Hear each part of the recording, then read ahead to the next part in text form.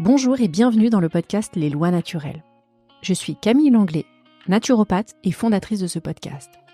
C'est en transformant mon hygiène de vie et particulièrement mon alimentation que j'ai découvert toute l'énergie dont mon corps disposait.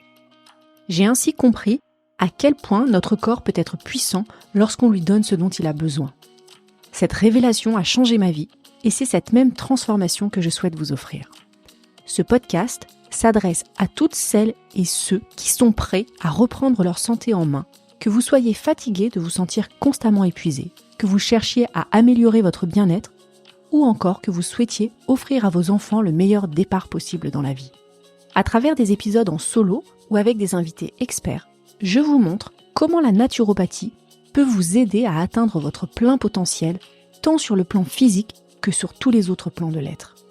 Et comme je suis convaincue que les meilleures habitudes se cultivent dès le plus jeune âge, je dédie une partie de mon activité aux parents soucieux d'accompagner leurs enfants, de la petite enfance à l'adolescence, vers une vie saine et équilibrée. Si vous êtes prêt à transformer votre vie ou celle de vos enfants, vous êtes au bon endroit. Si vous aimez le podcast et que vous souhaitez soutenir les lois naturelles, n'oubliez pas de laisser un avis sur votre plateforme d'écoute, 5 étoiles de préférence, ou un commentaire sur Apple Podcast. Cela m'aide énormément à faire découvrir la naturopathie au plus grand nombre. Bonne écoute!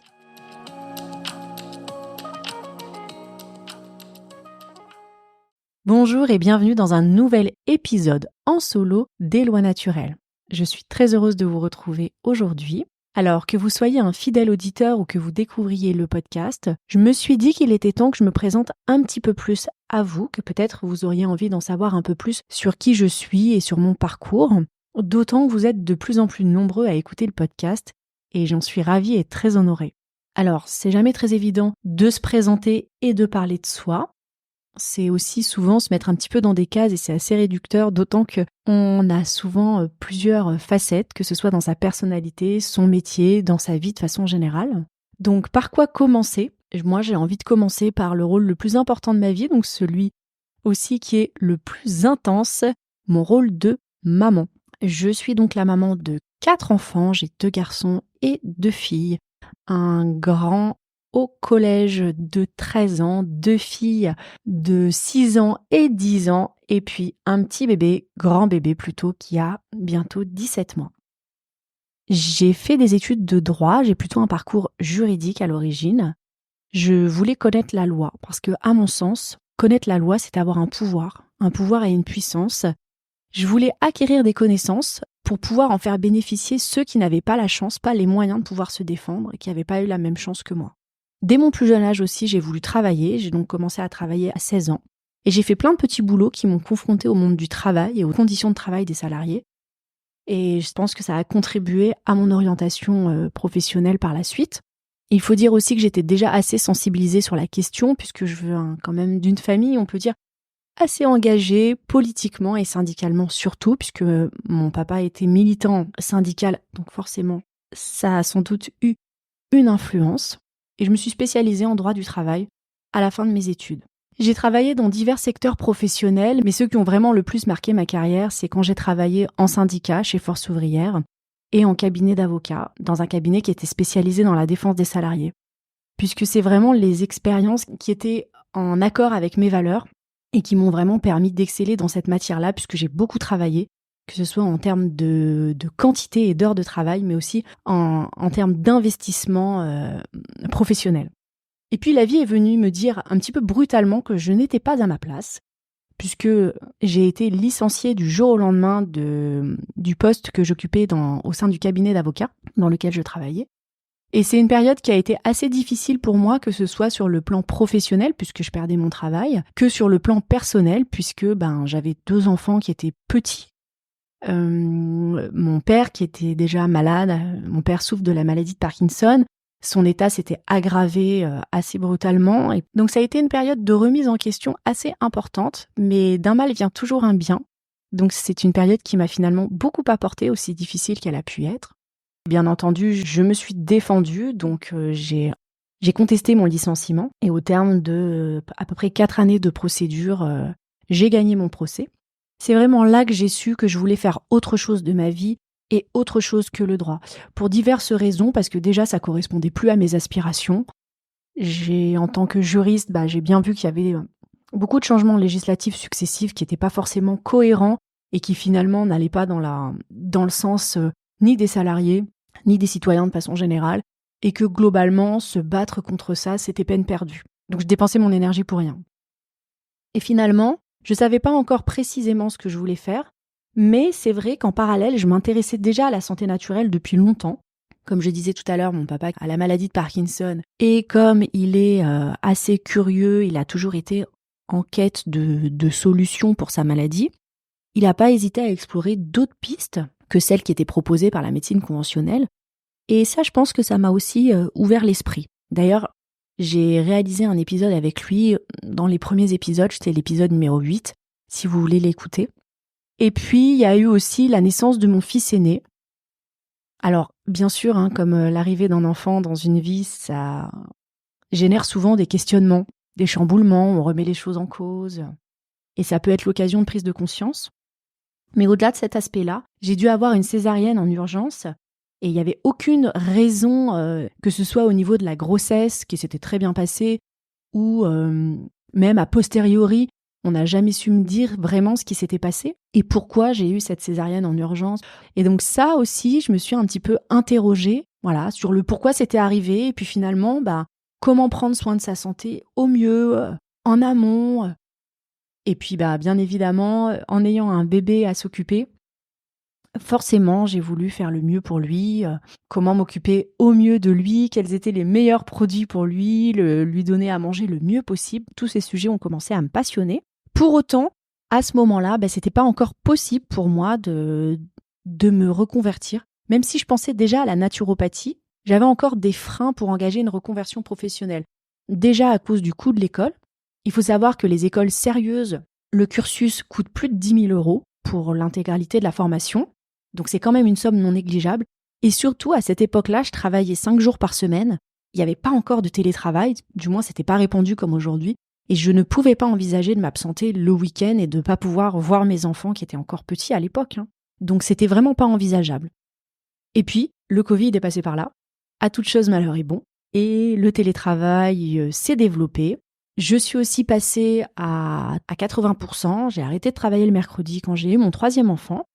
Et donc là, finalement, ce qui n'était pas possible quelques années auparavant est devenu possible et j'ai franchi le pas. Je me suis renseignée sur les écoles en naturopathie. Je me suis aussi renseignée sur l'école des plantes. Comme j'aime beaucoup utiliser les remèdes avec les plantes, cultiver des plantes médicinales, aromatiques, c'était quelque chose qui m'intéressait aussi. Et puis finalement, j'ai quand même opté pour une école en naturopathie parce que ça me semblait plus complet, puis ça répondait un peu plus à mes aspirations En fait, ce qui me venait à l'esprit, c'est de me dire, j'ai appris les règles juridiques, le droit, c'est-à-dire les règles qui régissent notre société. Et c'est très utile dans la vie de tous les jours. Je m'en sers encore beaucoup. Mais ça fait pas tout, puisque en fait, si on n'est pas en santé, et je l'ai bien vu quand je gérais des situations professionnelles, j'accompagnais les gens dans leur situation professionnelle, vous pouvez pas régler vos conflits au travail si vous n'avez pas la santé. Et donc, en fait, la santé, c'est quand même notre bien le plus précieux. Donc, il faut œuvrer au maximum pour la préserver. Et j'avais envie de connaître toutes ces règles qui régissent notre santé et comment la préserver. C'est pour ça que j'ai appelé mon podcast « Les lois naturelles ». Ça fait le lien entre mon parcours, mes origines, on va dire, juridiques et la naturopathie. Je voudrais quand même préciser que cette reconversion, c'était vraiment un projet de famille, puisque j'aurais jamais pu y arriver toute seule, sans l'aide de mon mari qui s'est occupé des enfants pendant que j'étais les week-ends, pendant que je passais mes week-ends en cours. Mais pas que mon mari seulement, puisque ma maman aussi, qui est très présente, nous a également beaucoup aidé en s'occupant des enfants, surtout de mes filles, et du bébé le week-end. Donc je profite de cet épisode aussi pour les remercier de m'avoir permis d'accomplir en fait ce projet professionnel, puisque c'est quelque chose que j'aurais jamais pu faire sans leur aide. Donc je les remercie beaucoup. Alors comment j'ai choisi mon école ? Il y avait 2 critères principaux qui sont rentrés en ligne de compte. Déjà, je voulais une école qui était reconnue par une fédération professionnelle. Comme la naturopathie n'est pas reconnue en France, je voulais quand même qu'il y ait... en tout cas, c'est pas un diplôme d'État, mais je voulais quand même qu'il y ait une forme de reconnaissance entre pairs qui est à mon sens gage de sérieux. Et je voulais aussi des cours en présentiel intégralement ou en tout cas en majorité. Ça m'apparaissait important de pouvoir tisser des liens, que ce soit à la fois avec les enseignants qu'avec la promo. Et compte tenu de ma vie de famille, je voulais absolument que ce soit une école qui se situe à Paris puisque j'habite en région parisienne. Comme beaucoup, il y en a 2 principales qui ont retenu mon attention, c'est ISUPNAT et le Sénato. J'ai participé aux réunions de présentation de ces 2 écoles avec le fondateur, donc Frédéric Boukobza pour l'ISUPNAT et Daniel Kieffer pour le Sénato. Daniel qui nous a malheureusement quittés très récemment. Daniel a donné une couleur psycho très importante au sein du Sénato. C'est ce qui m'a fait pencher en faveur de cette école. Et je me souviens, pour la petite anecdote, ce qui m'avait convaincue, c'est que Daniel, quand il présentait l'école, il ne cherchait pas à convaincre à tout prix. Je me souviens qu'il avait eu cette phrase, voilà, si cette école résonne en nous, c'est que c'est la bonne et qu'on le saura, quoi. Et donc effectivement, j'ai choisi cette école et je le regrette absolument pas. J'étais très contente des enseignements que j'ai reçus. D'ailleurs, j'ai fait un épisode qui est l'épisode de la semaine dernière, l'épisode numéro 26, avec Aude Verret, qui est directrice du Sénato, qui présente un petit peu la naturopathie et en quoi c'est un métier d'avenir. Aude est très dynamique et porte la naturopathie. Je vous invite vraiment à l'écouter. J'ai opté bien sûr pour un cursus week-end compte tenu de ma vie de famille. Alors c'est vrai que j'avais pas forcément le choix et c'était une nécessité, mais je pense que si j'avais eu le choix entre les 2 formules, je pense que c'est ce que j'aurais choisi parce que pour assimiler et intégrer au quotidien les changements de vie en fait qui découlent de toutes ces connaissances qu'on apprend, mettre en pratique toutes ces règles d'hygiène de vie, c'est bien de pouvoir se laisser du temps. Ça permet vraiment de faire des expérimentations, de s'approprier tout ce qu'on apprend, de prendre le temps de lire des ouvrages en parallèle de ses cours, de regarder des reportages, de lire des revues et d'avoir un peu plus de recul sur la matière. Donc vraiment, c'est pas du tout un regret et il y a beaucoup de transformations qui s'opèrent au cours de ce cursus. Donc c'est aussi agréable de prendre le temps de les vivre. Voilà, donc même si c'était un choix contraint, c'est un choix que j'aurais fait si j'avais pas eu ces contraintes par ailleurs. En début de 2e année, je suis tombée enceinte de mon 4e enfant. Pendant ma grossesse, j'ai suivi mes cours de 2e année sans problème. Et puis mon bébé est né au mois de mai, donc j'ai juste manqué quelques cours à la fin de la 2e année, mais que j'ai pu rattraper sans problème. Et au mois de juin, donc en fin de 2e année, je me suis formée en naturopédiatrie auprès de Candice Lévy. C'est une formation qui me tenait à cœur depuis très longtemps. Puis quand j'ai vu qu'elle proposait cette formation en visio, c'était l'idéal puisque mon bébé avait tout juste 2 mois. Ça correspondait vraiment aussi aux connaissances que j'avais envie d'acquérir et d'approfondir puisque j'avais à nouveau, moi, un bébé. Donc c'est des connaissances que je souhaitais avoir à la fois pour moi et mes enfants, mais aussi pour orienter ma pratique vers ce public-là, vers les enfants. Et puis en milieu de 3e année, j'ai lancé ce podcast. Alors le podcast, c'est un projet qui me tenait à cœur depuis très longtemps parce que moi j'adore les podcasts, j'en écoute beaucoup en voiture, en faisant la cuisine. C'est vraiment un média que j'apprécie énormément. Et il y a quelques années, quand je cherchais un podcast en naturopathie, il n'y en avait pas. Il n'y en avait pas beaucoup. Il se trouve que depuis, il y en a plein qui se sont créés, qui ont vu le jour, et ça c'est une excellente nouvelle. Il y a beaucoup de contenu. Aujourd'hui, si on fait un petit peu de recherche et qu'on est curieux, on a vraiment accès à beaucoup d'informations. Alors, il faut savoir faire le tri, mais il y a vraiment des choses de qualité qui sont proposées. Donc ça, c'est chouette. Moi, j'ai beaucoup de plaisir à réaliser ces épisodes. C'est vraiment un format que je continue à adorer, autant en tant qu'auditrice que en tant que podcasteuse. Aujourd'hui, j'ai terminé mon cursus. Ça y est, les cours le week-end, c'est fini après 3 années. J'ai passé mon examen écrit que j'ai validé. Il me reste l'examen oral à peu près dans 1 mois et demi et le mémoire à faire. Comme on ne finit jamais de se former, il y a évidemment 1001 formations que j'ai envie de faire pour compléter ma formation initiale en naturopathie. Je me freine un peu tous les jours. J'ai quand même craqué pour une formation qui est la formation naturo pour les adolescents que je fais auprès de l'Institut Sanavi, qui a été monté par Nathalie Casanova, qui est responsable donc de cet institut, naturopathe et accompagnante à la naissance, doula, et qui a un très beau parcours. Donc c'est une formation que je vais faire à distance. Pour le moment, j'ai pas encore de cabinet, ça viendra probablement en début d'année 2025. Je consulte toutefois en visio ou à domicile.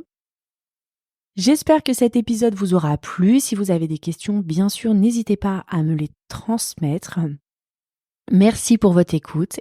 Portez-vous bien. À très bientôt. Merci d'avoir écouté cet épisode. Rejoignez la communauté des lois naturelles en vous abonnant au podcast et découvrez comment mettre en place des changements simples mais puissants dans votre quotidien. Et si vous souhaitez aller plus loin, je vous invite à prendre rendez-vous pour une consultation en naturopathie où je vous accompagnerai personnellement dans votre démarche de santé naturelle. Ensemble, nous explorerons comment la naturopathie peut transformer votre bien-être et celui de votre famille. Pour prendre rendez-vous, contactez-moi directement via mon compte Instagram, Les Lois Naturelles, ou envoyez-moi un mail à l'adresse suivante, lesloisnaturelles@gmail.com. Je serai ravie de vous accompagner sur votre chemin vers une meilleure santé. À bientôt!